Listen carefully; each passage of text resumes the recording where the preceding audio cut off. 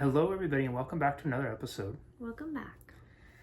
Amanda, we wanted to talk about today how you're feeling about federal funding being removed from cancer research, specifically from a headline that came out today about it getting removed from glioblastoma.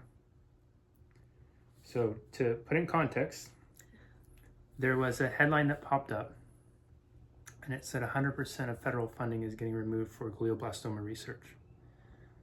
Historically, brain cancer research is one of the more underfunded ones. There was a headline that came through today that said 100% of the funding is getting removed from glioblastoma. Now, for Amanda, who just finished up active treatment, it's a super, super scary thing, and I don't want to speak for you. I'm going to ask you a couple questions, but I'm giving context.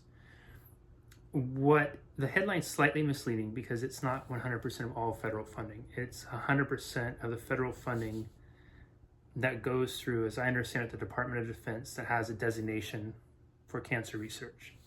And the amount was about $10 million, no small amount, especially when you're talking about a very underfunded type of cancer where there's no cure.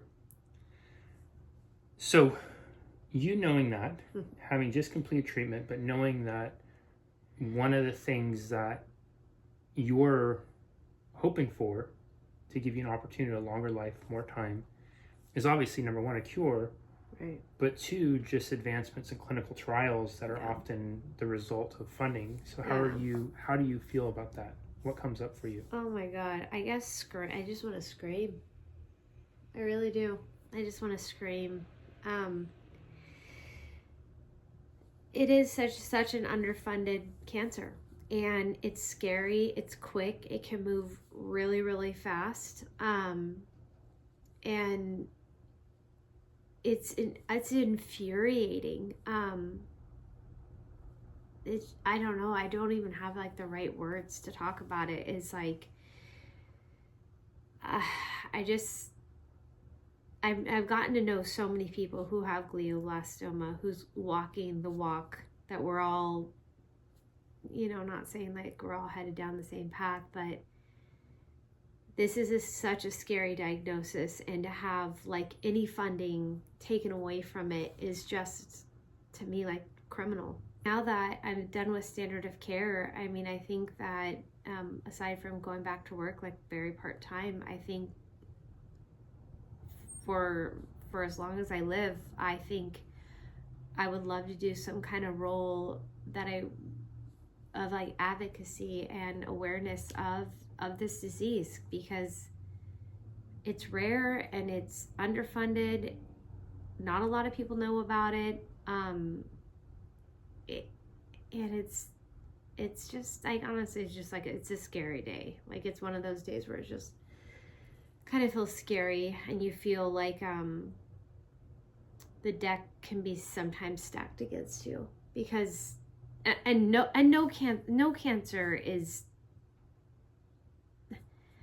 I'm not trying to speak like anyone that has any kind of cancer diagnosis, like my heart goes out to you for sure, and I'm gonna really try and make sure to that I just talk about brain cancer, because I'm not trying to compare at all. Sure. But it is just so underfunded. It is not, I'm not saying it's not well researched, but there's really not a lot of drugs, like new drugs that have been going to market. I did hear 2024, there was a couple new drugs that came in if you had an IDH mutation. I don't have one. I don't have the IDH mutation, so essentially nothing has changed for someone with my mutations. I don't know, it's just, there's some days where it's just your new normal, and then there's days like today where, I mean, I just want to scream. Yeah.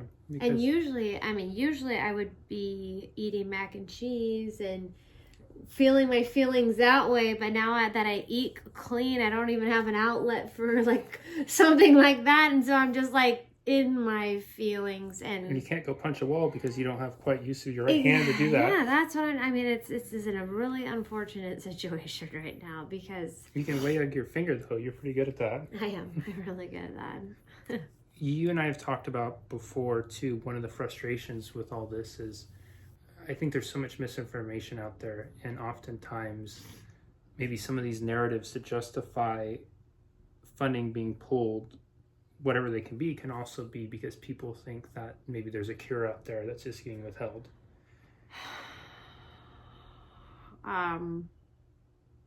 Personal opinion, hard no.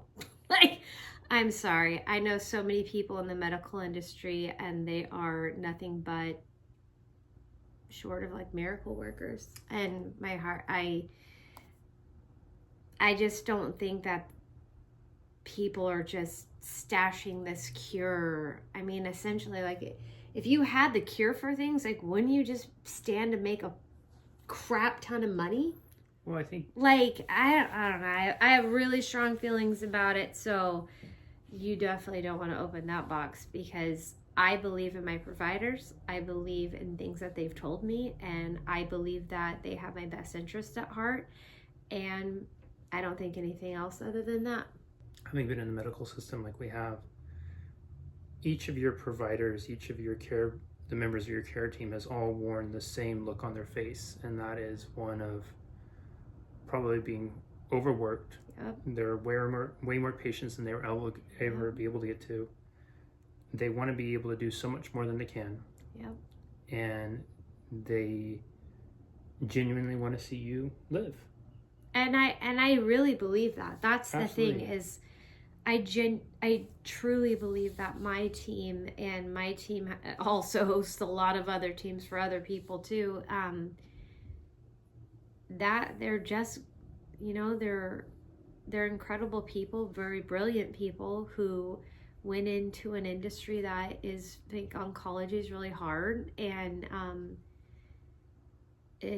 I just am very thankful that that is a career choice that they made, and that I'm able to get such great care, and I am so thankful for them. I just genuinely love them.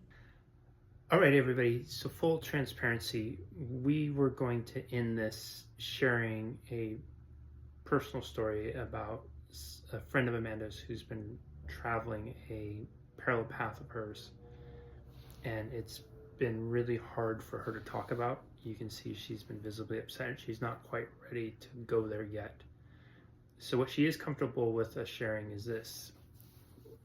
Part of the reason the federal funding piece has been especially scary for her is not just because of everything she shared before, but because in this last week alone, Amanda, who's made lots of friends and been building community with people who have been diagnosed either before her or right around the same time as her, she's had several of these friends in the last 7 days have really scary things happen.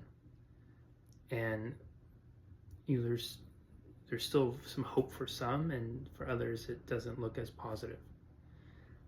And part of the reason we feel responsibility to make these videos to share as transparently as, and Amanda, if you watched the last video, we talked about her still being a little camera shy. So for her to come on here crying, blowing her nose the whole bit, it's a level of vulnerability that she has never been willing to share with anybody. And she's on here sharing it with you because she believes so strongly in bringing awareness to this disease, in letting people know, because her story is not the typical story. And what we don't want to do is we do not want to mislead people to think that Amanda's journey, the way it's been, is a typical journey for most people with GBM. And we stay present to that every day about how fortunate and blessed we've been up to this point and hope to continue to be. But right now, there are people that Amanda has come to know, who she loves, who she cares about deeply, who she's been walking side by side with this journey, who are in really scary and heartbreaking places right now. And that has been made even more scary because the hope that many people with GBM or any sort of cancer have is that the great people out there who are doing research, who are leading the charge, who are on the front lines in the labs, in the hospitals, and who are devoting their lives to figuring out how to make cures for these kinds of diseases and to bring hope for people, that's going to be a little bit harder for them because funding is being removed. And you had said something to me just before this that I think is a great line to end with.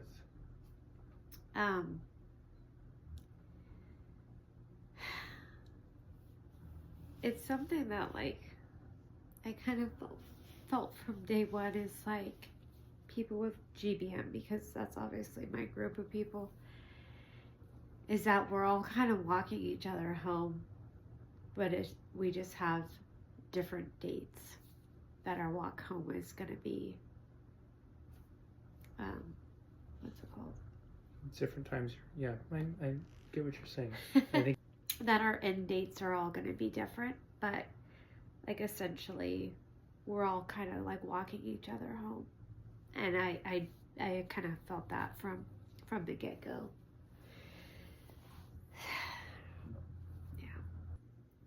Yeah. You have anything else about this one? No. All right, everybody. We appreciate you being here with us. We appreciate you sticking with us on this topic. I know it was a little bit different, especially because we were smiling, happy, and celebrating end of care the last time. So kind of unusual for us to be on the screen crying, but it's part of the journey. And we're just so honored to share it with you. And we love each and every one of you and are so grateful you're here. Thank you.